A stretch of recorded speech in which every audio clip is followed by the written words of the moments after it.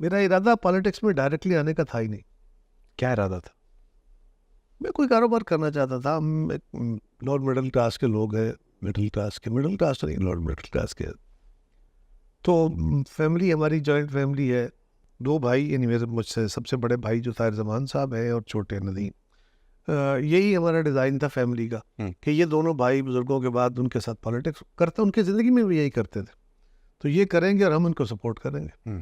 तो मैं तो एक हादसे के नतीजे में ऐसे ही एक लोकल बॉडीज इलेक्शन आ गया और वो बड़ा टसल वाला था, और उस इलेक्शन के अंदर मेरा नाम पुट कर दिया गया। हालांकि मैं बड़ा रजिस्ट किया कि मैंने नहीं पॉलिटिक्स में जाना, लेकिन वो बुजुर्गों ने, जो शहर के हमारे सीनियर्स थे, उन्होंने मेरा नाम पुट कर दिया। और वो उसकी लॉजिक थी खैर।